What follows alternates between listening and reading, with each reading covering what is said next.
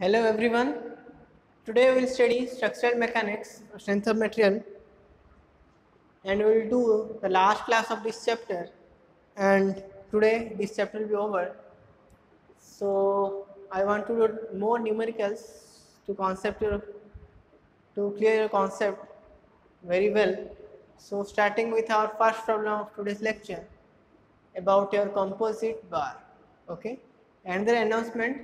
This lecture will be exclusively for mechanical students because whatever the problem I'll do, this is not in civil syllabus. So I recommend the civil students that they should not follow this video because this is all are there out of syllabus.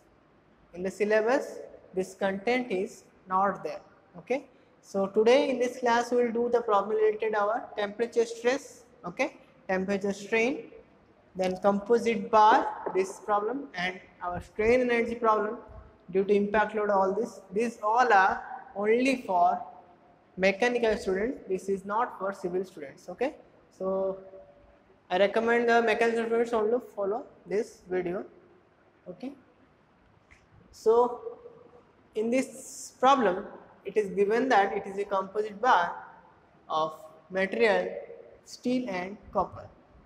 They are both fixed at an end and a 40 kN load is applied and the length is equal for both copper and steel. And these are the given data for the composite bar. The load is 40 kilonewton. So I just made 40 into 10 to the power 3 Newton. Area of steel, area of copper is given. Modulus of velocity of steel, modulus of velocity of copper is given. Only it is asked to find out stress of in steel and stress in copper. So how to find out this? When I taught you the composite bar, I have written two equations. Hope you remember this. The equation is sigma s ls as equal to sigma c lc by s. At that time I have written, what I have written? Sigma 1 L1 by A1 equal to sigma 2 L2 by A2. Hope you remember this. E2, sorry.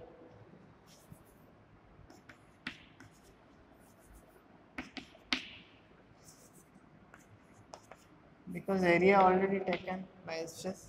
So this formula I have written already in the theory class, in the composite section. That formula I only applied here. Okay. So in this formula just put all the values. As the length is same for both the materials, so just cancel it.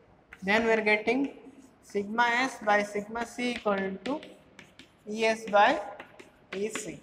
Okay. So es is given 200 into 10 to the power 3.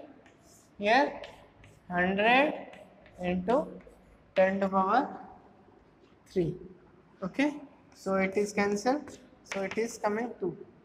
So we are getting that sigma s equal to 2 sigma c. So this one equation you already got.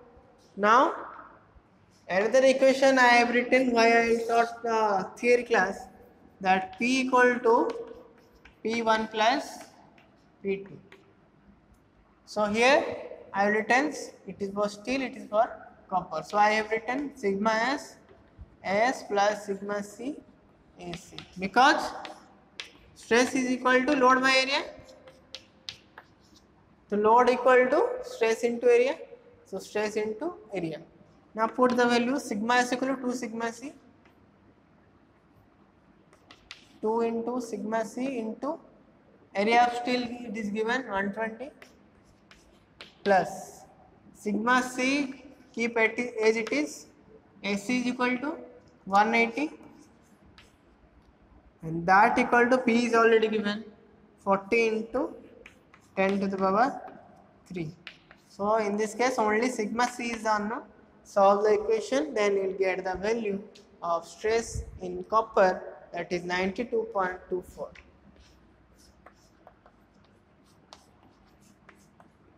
megapascal. Okay. So after getting sigma SC value, you can get sigma S value just multiplied by 2. So 2 into 92.24.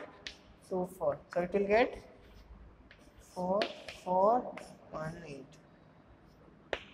megapascal. So this is your answer. Okay, any doubt? You can ask me in person. Okay, I just made two equations. Just remember that two equations so that you can solve any composite section. This is one equation, this is another equation. Okay, these two equations, after putting, you will get the answer. So we'll move to the next problem.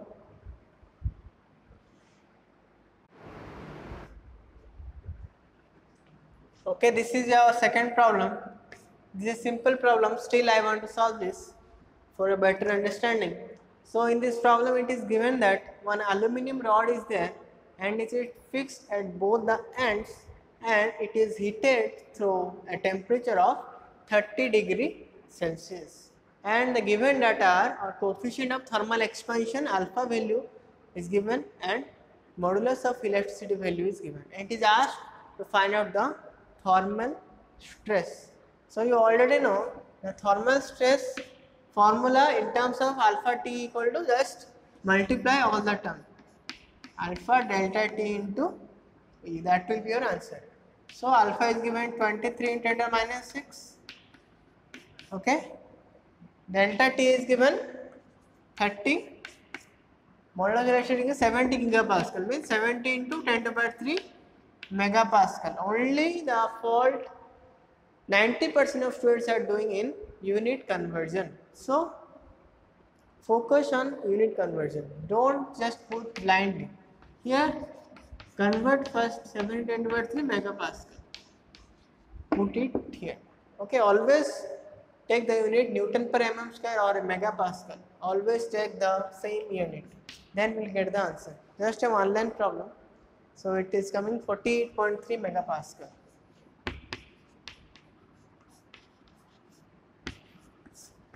So that is your answer. Hope it is clear. Next we'll move to next problem.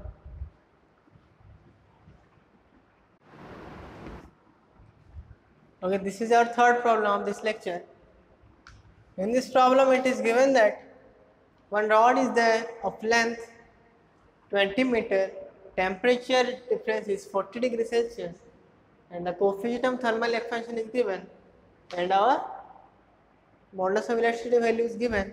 You have to find out your thermal stress if three conditions will appear. In the first condition the expansion is free, in the second condition the expansion is prevented, and in the third condition the rod is permitted to expand by 5 mm. This is an important concept you will encounter with.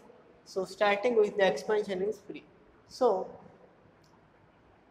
for this case the expansion is free. So will there any stress will come? Yes or no? As the expansion is free to occur, so there should not be any stress. Stress should be 0 because if the strain expansion is registered, then only the stress will come. Yes or no? In the first class I already told, when the strain is registered, the stress will come. Okay, so if the strain is free to occur, then there is no stress. So it is free, so stress will be 0. Okay, in the second case the expansion is prevented, means registered. So in this case the stress will come. So how to calculate stress? Stress can be calculated just using the same formula alpha delta T into, you put all the values, then you will get the answer. Delta T is 40, E value is 210 gigapascal, so multiply by 10 to the power 3. So this will give you answer. So this is coming 100.8 megapascal.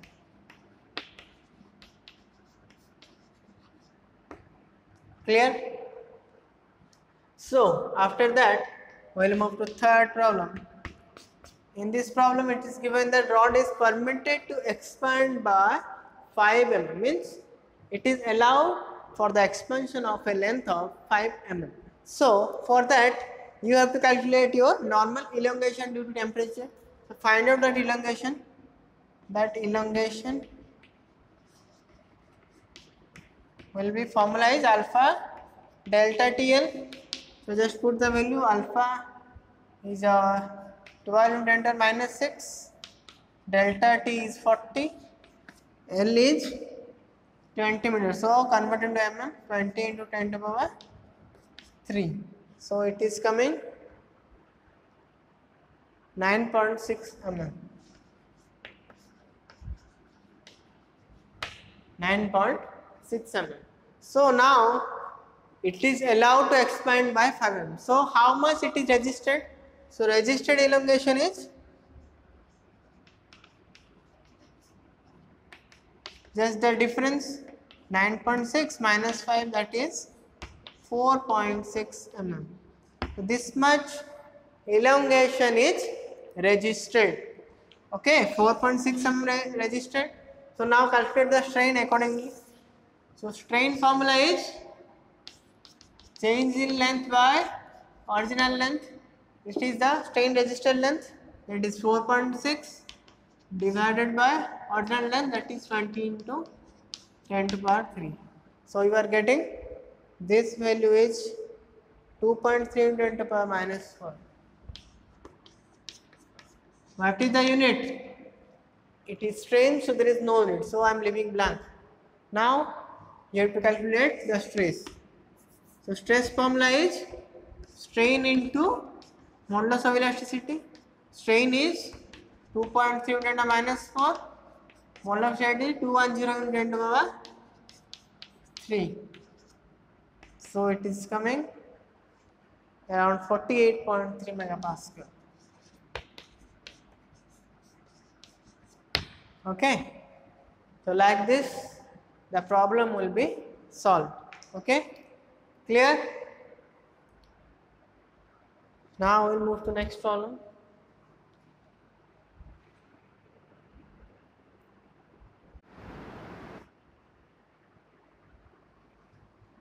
So, this is our next problem.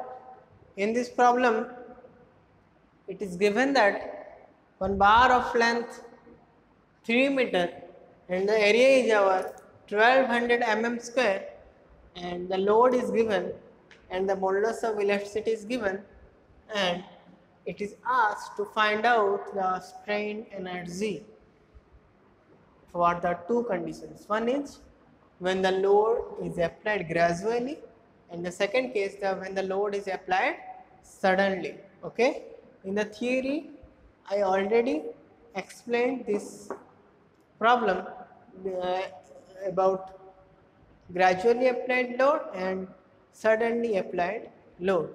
So, in this case, first start with your always given data and formula. Given data I already written.